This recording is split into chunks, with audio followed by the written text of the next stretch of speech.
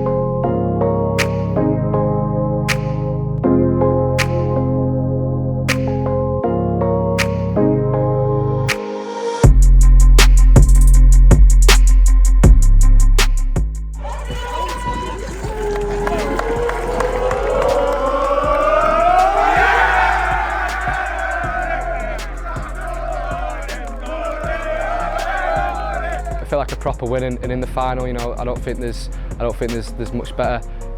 There's a much better moment to win, and you know, the manner of which we won in, you know, down to 10 men, you know, hanging on in the last minute, you know, it did feel like a proper win, and you know, I'm buzzing to have won a trophy. Yeah. There's no point coming to a cup final and wanting to come second. Nobody remembers second. That's not the memories you want, and we said that to the players before the game and at half time. Again, you're here to win. You're here to win a game of football, and because it's a cup final, it means that little bit more, and you've got a piece of silverware, and like it is about development. Throughout the season it's about development, but there are certain games that you want to win. FA Youth Cup games we've done well at times this year, and tonight was exactly the same. It's a game we want to win. We want to win and be champions at different things, and those are the memories that you take away. Well done, lads. Great stuff. Right, if we're talking retro, we have to go for Alan Kelly, don't we? A dynasty. 5 decades of the Alan Kelly clan at Preston North End. So that's where we go for our final interview of the season. Retro style, as I say, plenty of these to come. We'll tell you how to get one of these shirts before the end of the show as well. But because it's the last show of the season, how else could we start with Alan Kelly other than saying, how are you? Where are you? And what are you doing?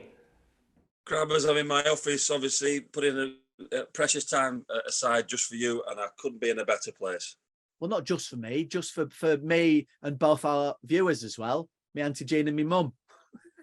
Oh, fair play to you. Yeah. Oh, well, that's one more than last time then. It is, yeah. My mum couldn't be bothered watching it for. That's not true. Not true. She'll be shaking a finger at me now, going, "That's not true." Well, thank you for everybody who is watching, by the way.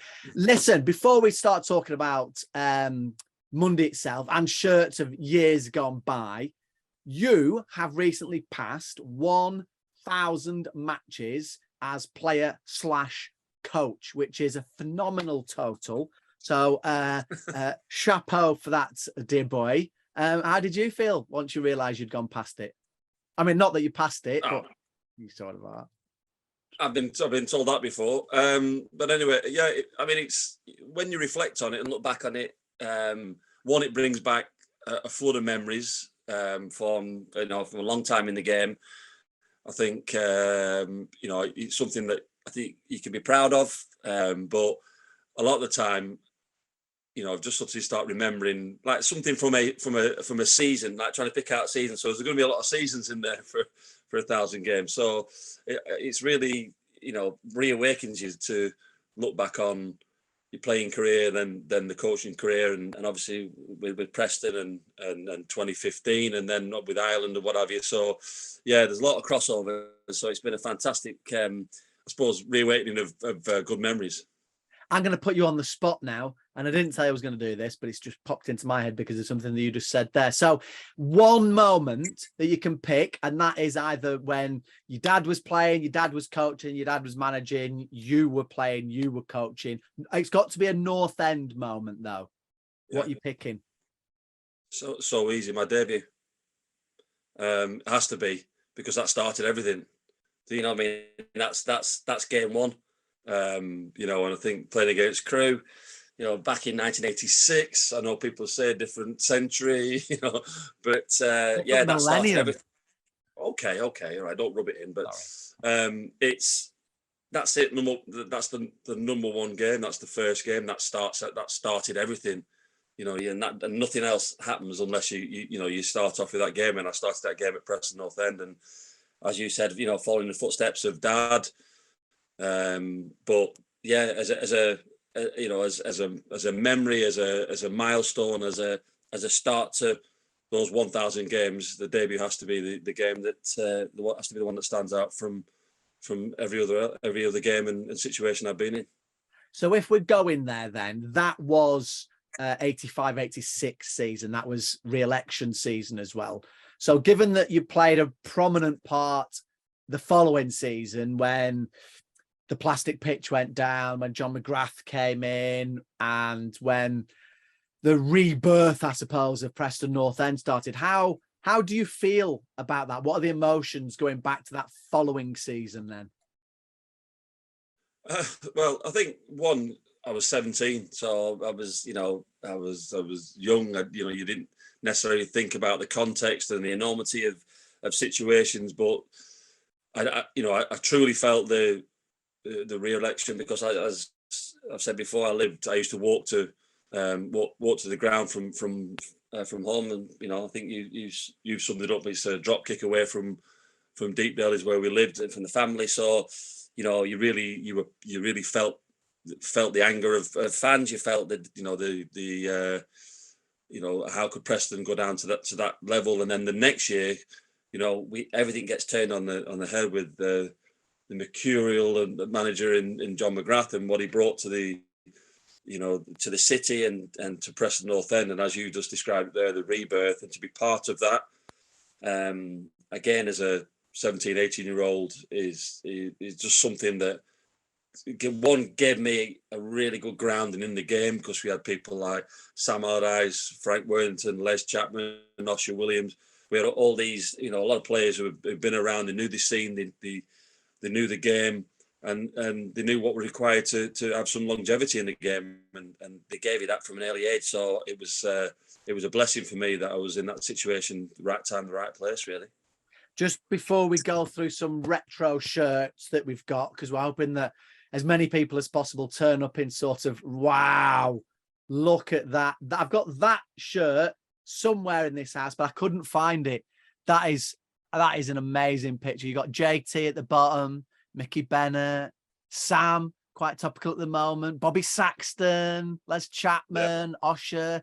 Who's that young buck in the middle with his hands on Mickey Bennett's shoulder? Don't recognise him. Frank Worthington, Gary Swan, Ronnie Skillful Bob, Gary Brazil. I could keep going. What a time that was. And Northampton Town, you're going to mention that now, aren't you? Well, if by magic, again, we're working well today, aren't we?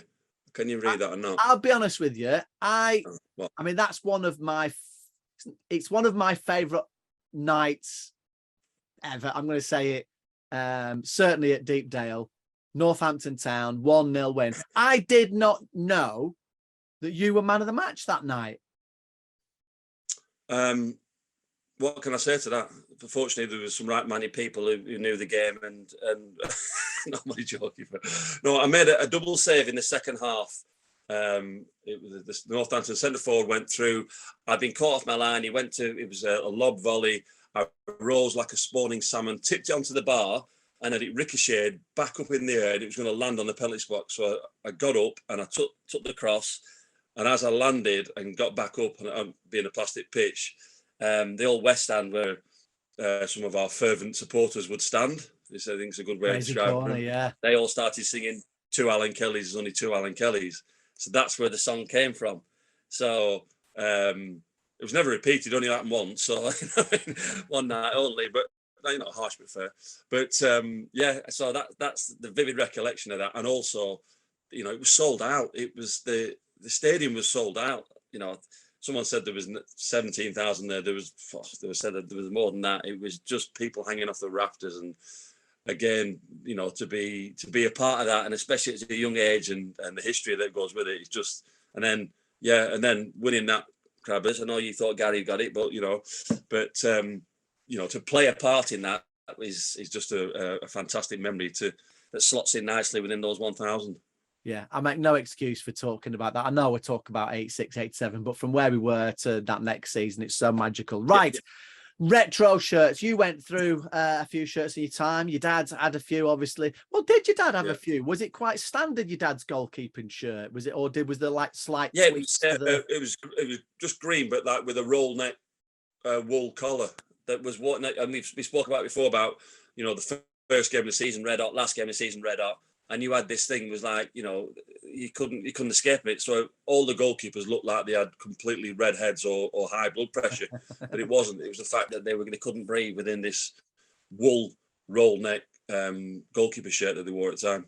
Right, I'm going to run through these relatively quickly because it turns out I do have far more Preston North End shirts from over the years than anticipated. So as far as you're concerned, wherever you are watching, you've maybe got a few of your own. Quite happy if you'd send us some pictures, send them, maybe post them on social media and we can have a look at those. We can all enjoy them and share them. So here's a few from over the years. That's a more recent time. That's okay then, right? You can give it thumbs up and thumbs down where you were. Though I do love the long sleeve shirts. I found those few and far between that I used to have them because you just couldn't buy them. They were always more expensive. I quite like what that one's. Chrissy Brune. Now again, another long sleeve yellow one. No, okay, that's a bit high. This one, by the way, X. What? Sorry. Oh, it's Triple massive. X. It is, but though they all were, that was the sort of. It felt like everything was baggy around them. Big shorts, biggie jumpers. He was a rapper, wasn't he?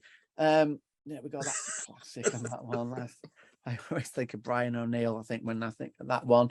That always reminds me different. Yeah, it is. It's more like a leisure top. That one. Here's a classic. Now, some people would say David Beckham. I would say Ian Bryson. And we're going on an exchange visit to Holland. Did he hold the trophy up with that shirt? Did he? Jock? Yeah. I think when they won promotion, that shirt was it? I think you're possibly right there. I'm getting old now. I forget stuff. There we go. Simon Farnworth. That always reminds me of that. So, I don't know whether everybody remembers where. I think he used to play without gloves. Simon Farnworth. Yes, you've nicked that from me because you robbed that. I told you that.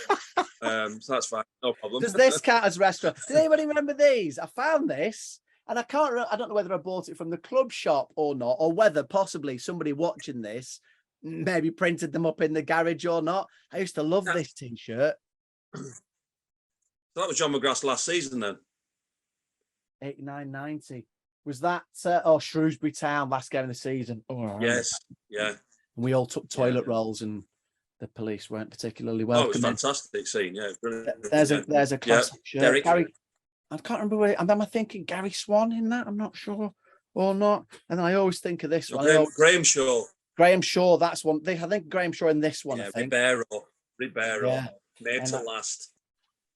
And there you go. Just finally, I'm not sure. How I still fit in that one. It's falling to pieces a little bit. That one. No, I am breathing in a little bit. There's no back on it.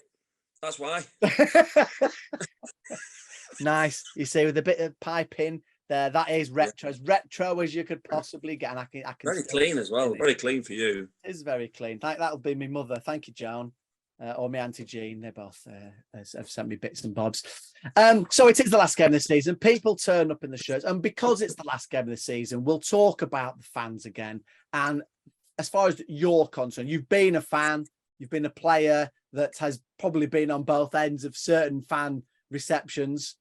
Usually good for you, more good than that. I think you were pretty much. But how important are they, and how good have they been, not just this season, but forever?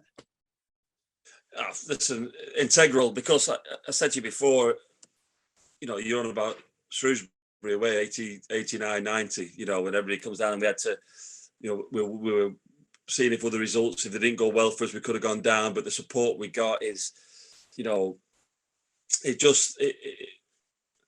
sounds cheesy, but it's not. It's just, you just feel it, it, you need it, and I think, it's our chance as players when you're out there playing, and even staff, is to thank everybody for, 46 games, traveling up and down the country, showing your support in good times and bad. And, I think particularly this year, the number of people who bought season tickets, and I think it's a chance to say thank you, and I think hopefully that's one thing I always meant sincerely to, when the game finished or whatever the result was, you took the good and you dealt with the bad as well, but you acknowledge the people who spend hard-earned money to come and watch you and support you and drive you on. And without that, you do miss some impetus in your game in what you can do. And I think as players and staff for all clubs, I think they really do appreciate if the players and staff and everybody show that appreciation of the sacrifices that people have had to make to watch the football club. Right, our retro match for this one is a game against Sunderland from October 2006. Danny Dicchio getting his first league goal in a Preston North End shirt against his former team, Sunderland, who were managed at the time by Roy Keane. So let's take you back, October 2006, and a stunning 4-1 win for the North End. Two teams come out to a packed Deepdale this afternoon. A full capacity crowd, we've been told, just under 20,000. And it should be a fabulous atmosphere and a fabulous game between two informed sides. North End up to fourth with a recent run of results. Sunderland, who really have had a massive upturn in form since Roy Keane took over at the Stadium of Light. Sunderland, through Grant Ledbetter, finally get the ball away, and good tackle by Danny Pugh to win it back in the middle of the park. But it's space now for Pugh, looking to take on Noseworthy. He goes left, he's driven a little bit too far left. He has support, finds it from Paul McKenna. McKenna infield to Chris Sedgwick, looking to a bit of space to try and get the shot on goal. Really out towards Alexander. Alexander with the cross into the penalty area. Chance for Danny Dicchio! Goal for Preston North End. The cross from the right-hand side. And Danny Dicchio, completely unmarked, no more than 6 yards out, has headed Preston North End into the lead. 17 minutes gone at Deepdale. Preston North End 1. Sunderland 0. 29 minutes gone. Preston North End 1. Sunderland 0. Alexander with a free kick. Whips the ball, and Dicchio again gets a header, gets a touch, bouncing down. Nugent brings it down. He tries to turn away from Noseworthy. Just for a second it thought as if he was held. That's surely a penalty. Noseworthy brings down Simon Whaley, and that's a penalty to Preston North End. Referee making sure everybody's back. Alexander psychs up his attempt now, steps up now, right footed, strikes it, saved by the keeper, but it's gone over the line. That's the goal for North End. Alexander will be just delighted. The keeper got a touch, he couldn't hold it out, and North End extend their lead to 2-0. Graham Alexander from the penalty spot struck it to the right of the keeper. Finally side 2-0 behind. North End fourth in the table and 3 points this afternoon. Will play it through, and chance here with David Nugent. The ball's played through, he's gone round the keeper. Goal David Nugent inside the penalty, looking to finish it. Oh, I think he's coming off an own goal in the end. The ball was played back across. It's 3-0 Preston North End. Nugent got the better of it, and it was a sliding tackle that came in. I think that will go as an own goal. Easy easy chance. Spring around Deepdale. It's 3-0. Nugent did the work. He went wide of the goalkeeper, put the ball in. And I think it was a touch from a Sunderland player that put the ball back into the net. Plays it out towards Simon Whaley. Infield towards Nugent. Nugent tries a shot. On the other side of the crossbar. Ricochets out and Sunderland survive, but that was an opportunity. David Nugent with the effort at the underside of the crossbar and came back out. And Sunderland are all over the place again at the start of this second half. Dicchio with the flick on. Good control by Nugent. Lays it off to Simon Whaley. Here comes North End again. Whaley tries an effort. Oh, what an effort from Simon Whaley along the ground.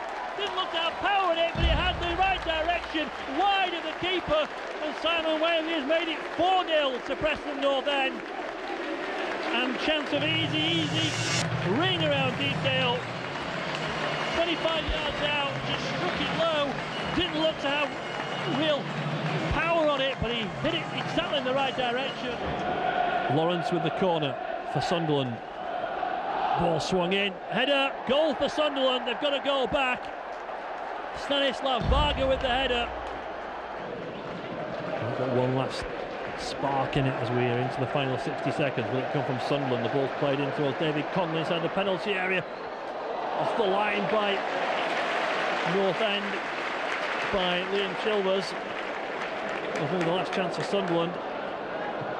4-1, it's nothing more than consolation. And if he looks at his watch, it's all over. North End have bagged the points. They've won by 4-1. Good applause from the North End fans for their team. Good 3 points as far as Preston North End are concerned. Your beaten run moves to 9 games in the league. Okay, let's bring you back up to the present day now, and our final game of the season. Sunderland are the visitors, and let's get the view from right here at the training ground in Exton. We'll hear from one of the players in just a moment, but let's start off with the words of wisdom from the manager, Ryan Lowe. I think Tony Mowbray's gone in there, and people would have just thought he'd consolidate in the league this season because they've only just gone up, but since Alex Neil left, they've been fantastic, been a breath of fresh air to watch, even watching them now, and the way the players play and the way the interchange and the movement of them, and we've got a few whippets in their team, let me tell you, and they're well organised and well drilled and well coached. So I think Tony's done a fantastic job with a fantastic football club, I must say. But it's a game that we're looking to put our wrongs right from Saturday, but it's a game that's going to be a tough one also. They're fighting for playoffs and hopefully we can stop that, but to get on the pitch at Sunderland, at Deepdale as well, that would be a good moment for me. It's a massive game. It's not one where we can just have our flip-flops on and think you're on the beach, no chance, because it's the last game of the season. We want to send the fans home happy with something to say, okay, can we go a little bit better next season? Can the support get thicker and bigger and stronger and more fans come through the door? Season tickets are available to buy, which we know, and I want the players to go out with a bang and get a result, but ultimately we know that there's a good team in Sunderland standing in our way, and we've got to make sure that we're on it because they're trying to get into the playoffs. And what we can't do is we can't turn up that 60-70% because you'll get beat. What we've got to do is turn up 100% and knowing that there's a game on our hands, and hopefully we can put Saturday's performance and result behind us with a positive result on Monday. Yeah, obviously it was a massive moment for me coming on at Bramall Lane. It's been a Premier League stadium in front of 35,000 fans, but it was a big moment for me just to get the experience, and obviously the result didn't go our way, but it was good to get on.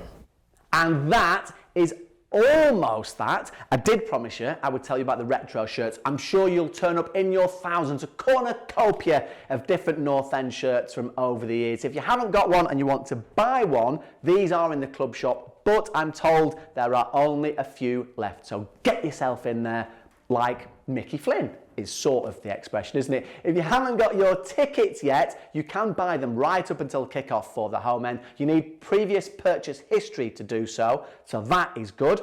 If you can't get to Deepdale though, not a problem. You can stay in touch via iFollowPNE. Johnny Breeze, Andy Fensham, our commentary team. Early bird season tickets still available up until June the 5th, so if you're getting one, take advantage of those prices, and that is pretty much that. Give us a like, Go on, give us a like. You know you want to. If you've never done it before, do it, because this is the last chance of the season 2. Thank you very much for Tom and for Jelly for all your help in the production of this wonderful show. For one last time, it remains to say, come on, you boys!